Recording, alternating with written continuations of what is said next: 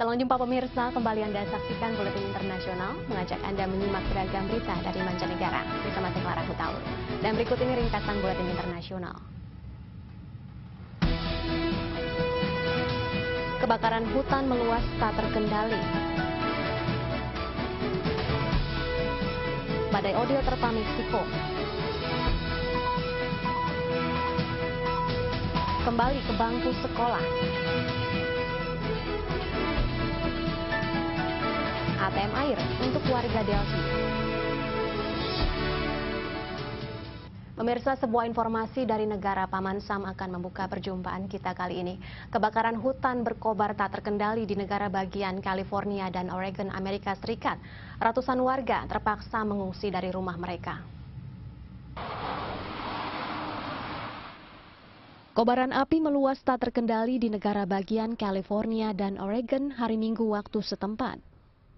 Kebakaran hutan di negara bagian California terjadi dekat Danau Bass di kota Madera dan memaksa pihak berwenang mengevakuasi sekitar 1.000 warga dari 400 rumah warga.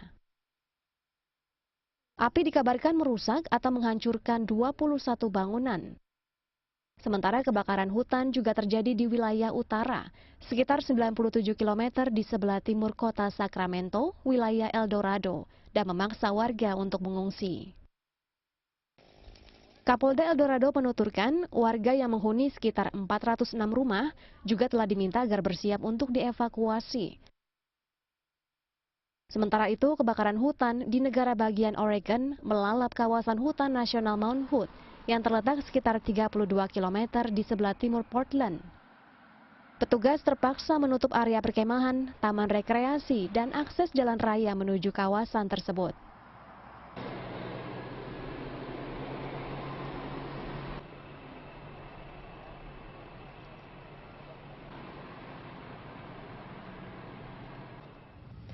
Ya, sementara itu badai Odil menghantam kawasan Baja California, Meksiko dengan membawa hujan dan angin kencang berkecepatan 205 km per jam. Dari sebelumnya badai kategori 4, kekuatan badai ini turun menjadi kategori 3 dan diperkirakan akan terus melemah dalam beberapa hari mendatang. Penduduk dan wisatawan di Semenanjung Baja California, Meksiko hari Senin mulai meninjau kerusakan yang ditimbulkan oleh badai Odil. Badai kategori 3 tersebut mendarat semalam sebelumnya dan memporak-porandakan wilayah tersebut. Saat fajar menyingsing, sistem cuaca mereda, sementara badai Odil melemah menjadi badai kategori 2. Wisatawan di kota resort terkenal Cabo San Lucas yang bermalam di tempat penampungan keluar untuk meninjau keadaan pasca badai. Banyak bangunan rumah dan hotel yang rusak oleh terpaan angin kencang. Lobi dan halaman kompleks Hotel Westin rusak parah akibat badai Odil yang mendarat dengan intensitas 205 km per jam. Lumpur dan bebatuan nampak memblokir pintu masuk menuju Hotel Club Regina. Pihak berwenang Meksiko telah melakukan tindakan antisipasi menyusul kedatangan badai Odil. Masyarakat di wilayah pesisir pantai yang rentan terkena badai telah dievakuasi, sementara tempat penampungan telah dipersiapkan untuk sekitar 30.000 warga. Este es un huracán muy peligroso y que se espere pase muy cerca o encima de la parte sur de Baja California. Berbagai tempat usaha telah ditutup untuk menghindari kerusakan.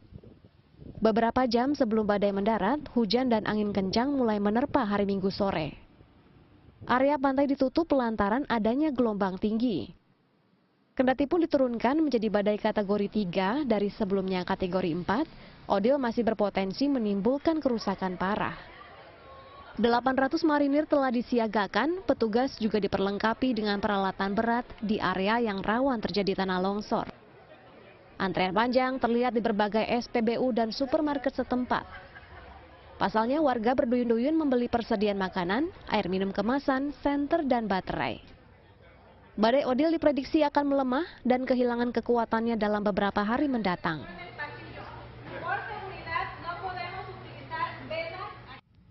Setelah sempat tertunda selama 2 pekan, sekitar 1,5 juta anak Gaza akhirnya kembali mengenyam pelajaran di bangku sekolah. Fokus utamanya adalah memberikan bimbingan psikologis bagi anak-anak yang menderita trauma akibat perang. Sekitar 1,5 juta anak Gaza akhirnya kembali mengenyam pelajaran di bangku sekolah setelah terwujudnya gencatan senjata antara Israel dan Palestina. Meskipun aktivitas belajar mengajar sempat tertunda selama 2 pekan, lantaran kerusakan yang terjadi pada ratusan bangunan sekolah selama perang. Selain itu, sekolah-sekolah milik PBB sempat dialihfungsikan sebagai tempat penampungan sementara bagi puluhan ribu pengungsi. Minggu pagi kemarin, jalan-jalan kota Gaza ramai dipadati anak-anak berseragam sekolah dengan didampingi oleh orang tua atau saudara mereka. الأطفال بدهم ينتقلوا من مدرستنا هنا في خزاعة للوضع اللي حصل في خزاعة والحرب اللي حصلت إلى مناطق بعيدة مختلفة بعيدة خالص بواسطة باصات الوكالة لأن المدرسة تدمرت تدمير تقريبا شبه كامل. Komisaris Jenderal Badan PBB untuk Pengungsi Palestina UNRWA hadir pada pembukaan sekolah khusus perempuan di kota Kozaa, wilayah Khan Yunis, sebelah selatan jalur Gaza. Your return to school is not a usual one. After all you have gone through, there will be a time, first of all, to focus on psychological and psychosocial work and support to deal with the many traumas that the conflict has inflicted. Menurut Kementerian Pendidikan Gaza, sekitar 26 sekolah di Gaza hancur selama konflik berlangsung, dan 232 sekolah lainnya mengalami kerusakan. Ya, pemirsa, organisasi kesejahteraan satwa For Paws International mulai merawat satwa yang tersisa di kebun binatang di jalur Gaza. Mereka juga membawa obat-obatan dan pakan untuk satwa tersebut. Petugas kesejahteraan satwa mulai melakukan perawatan medis untuk satwa di kebun binatang Al-Bisan di kota Bet Lahia, jalur Gaza. Kebun binatang tersebut rusak di beberapa bagian akibat konflik antara Hamas dan Israel yang berlangsung selama 7 pekan. Menurut organisasi kesejahteraan satwa For Paws International, sebanyak 86 satwa mati selama konflik. Anggota organisasi ini tiba dengan membawa bantuan obat dan pakan untuk satwa yang tersisa. Over 86 animals died during the 52 days war. One of them was lion. We still have 3 lions here, and we started to treat and to take care of these lions as it's very dangerous situation. The cages, as you see, totally destroyed. Organisasi For Paws International masih menimbang apakah singa-singa dapat dipindahkan ke tempat aman di luar Gaza. Al-Bisan adalah satu dari 5 kebun binatang di jalur Gaza. Ya, pemirsa, Delhi, ibu kota India, sedang mengalami krisis kekurangan air. Salah satu solusinya adalah dengan menyediakan ATM air bagi warga yang kurang mampu. ATM tersebut menawarkan air dengan biaya murah bagi warga yang tinggal di area pemukiman kumuh.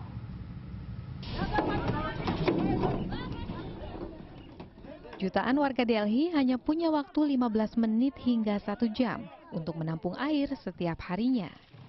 Pemukiman kumuh di Vasan Kunj ini sepenuhnya bergantung pada suplai air dari tanker. Setiap hari sebanyak 900 tanker menyediakan air untuk sekitar 3 juta jiwa. Namun jadwal kedatangan tanker tidak menentu dan warga harus mengantri lama. Hanya 5 wadah air inilah yang dimiliki keluarga Fatima untuk seminggu ke depan. एक हफ्ते के लिए हमारे पास इतना ही होता है, 200 से 300 लीटर पानी हम लोग यूज करते, पूरा हफ्ते को चलाना होता है हमें.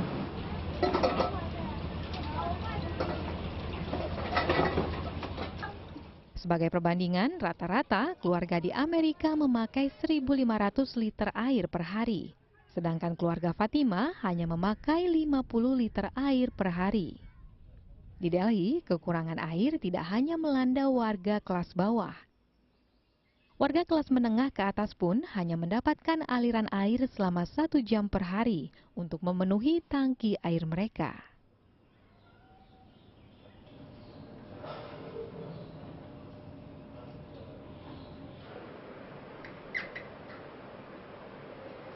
I monitor, as I just told you, very strictly. And not just myself, keep an eye on all the people at home or any maids who come to work here, monitor everybody. We run out of water if you're not careful. I can run out of it today. Masalah ini kian parah dengan adanya jutaan orang pendatang yang menempati area-area kumuh dan tidak beraturan. Sekitar 40% wilayah Delhi terdiri dari wilayah pemukiman kumuh tanpa infrastruktur dasar seperti pipa air dan sistem pembuangan limbah. Akibatnya, pemerintah kota kesulitan memasang pipa-pipa baru. Once we are in position to commission the entire infrastructure, water supply will be more equitably managed, it will be more rationalized.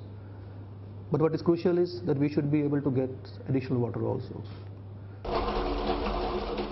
Namun sebagian besar pakar air berpendapat sebenarnya Delhi tidak kekurangan air.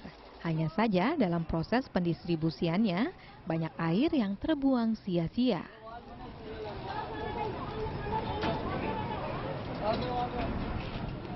Look at per capita water availability, it is better than most European cities.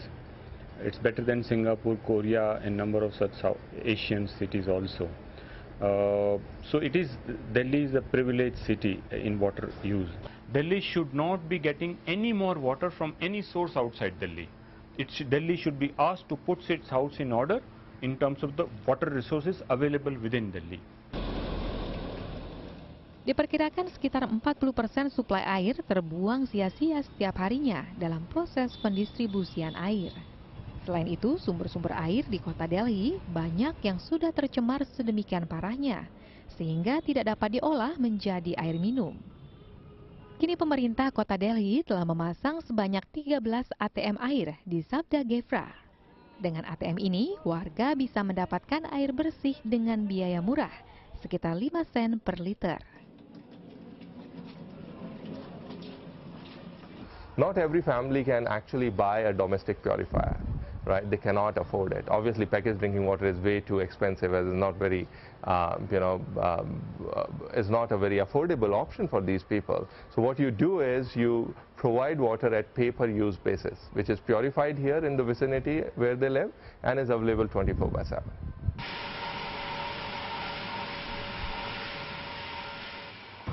Dengan ATM air ini, warga tidak perlu lagi mengantri air dari tanker.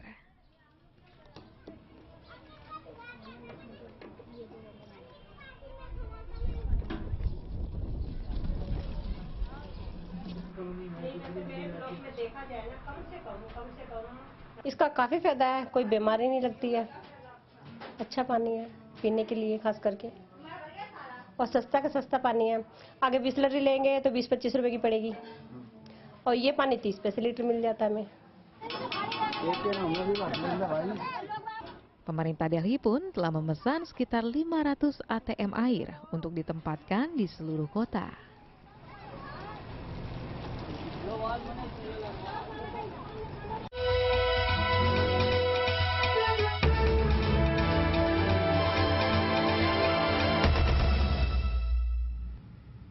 Pemirsa, dalam segmen sketsa kali ini kami akan mengajak Anda berkunjung ke negeri kanguru. Sebuah universitas di Australia menggunakan mesin derek robotik berteknologi tinggi untuk mengambil buku di perpustakaan. Adapun sebagian besar perpustakaan di Universitas Teknologi Sydney kini berada di bawah tanah.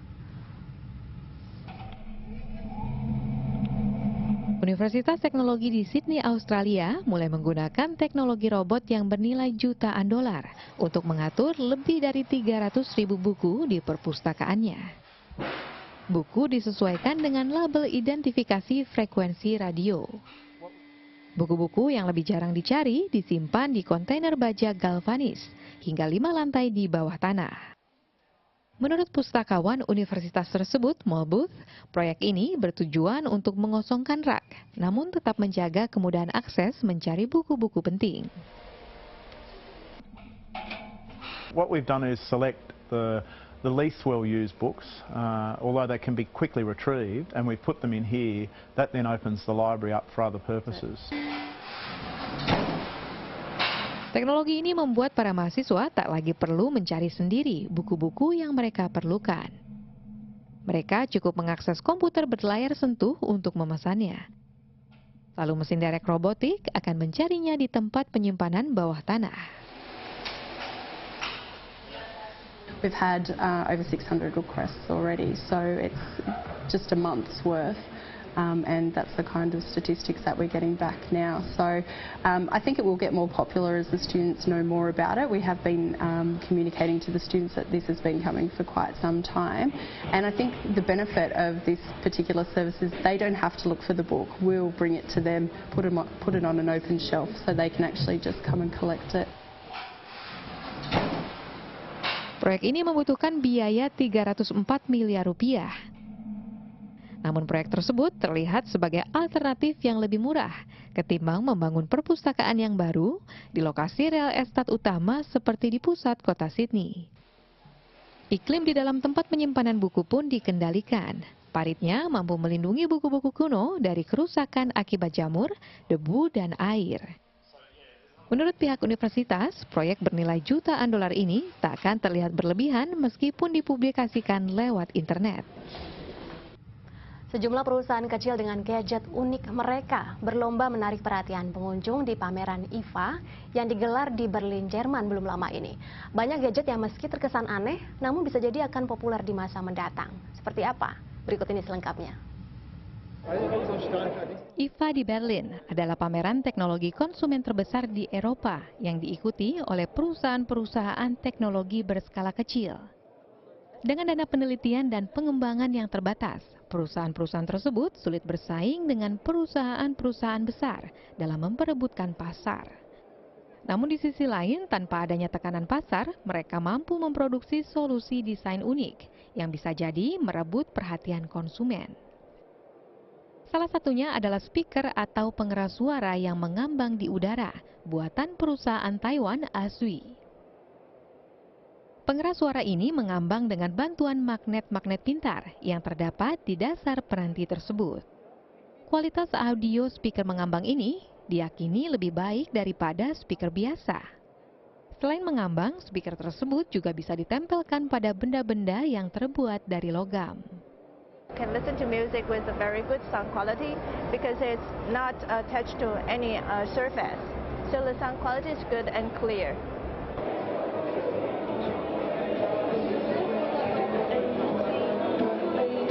Sebuah perusahaan Amerika Serikat bernama Om Audio juga telah memproduksi speaker serupa. Namun bagi kaum wanita, barangkali produk speaker style mini clutch ini lebih menarik. Pasalnya speaker ini bisa ditenteng seperti layaknya tas tangan dan masih tersedia cukup ruang untuk membawa kunci, kosmetik, serta ponsel pintar.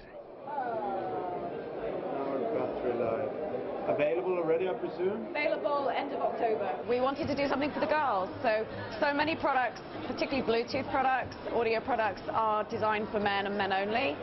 So we really wanted to do something that is very, very different and is targeted at the female consumer.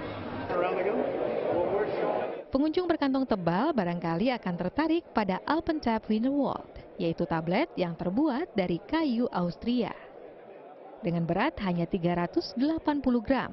Ini adalah salah satu tablet paling ringan di dunia.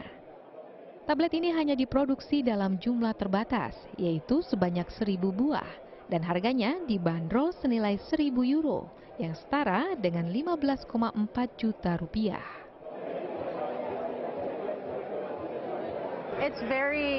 It's special, right? These are special edition tablets.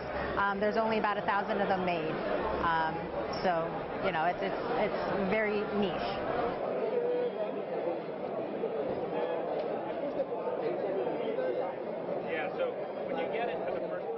Oli adalah robot yang dikendalikan dengan ponsel pintar.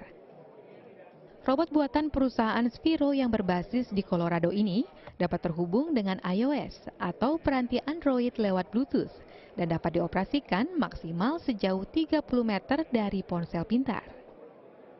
Pengguna dapat memprogram Oli untuk melakukan berbagai trik ciptaan mereka sendiri.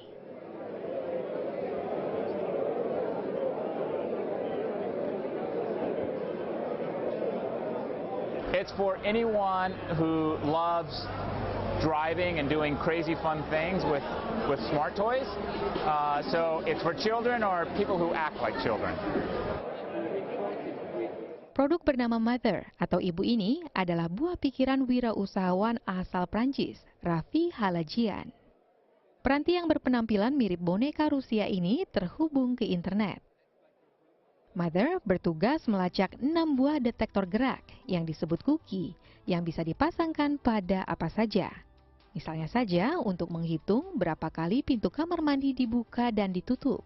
Mother juga dapat diminta untuk mengirimkan pesan pemberitahuan agar pengguna tidak lupa minum obat misalnya.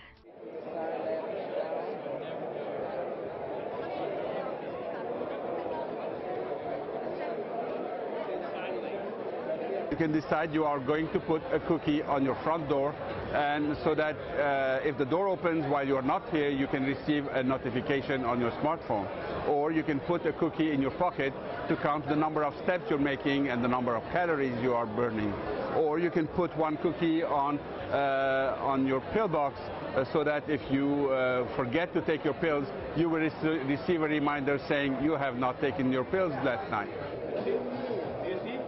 Sebagian produk yang dipamerkan di sini terkesan aneh karena masih berada pada tahap awal pengembangannya. A lot of the quirky gadgets that we're seeing here are going to develop into something that will be a mainstream product. It's just that like future trend is getting kind of honed. Pameran elektronik IFA ini diikuti oleh lebih dari 1.500 peserta. Setiap tahunnya, sekitar 240.000 orang dari 100 negara mengunjungi IFA untuk melihat perkembangan terbaru ponsel pintar, peralatan rumah tangga, dan peralatan elektronik lainnya. Ya, pemirsa, berikut ini kami hadirkan laporan cuaca untuk kota-kota besar di dunia.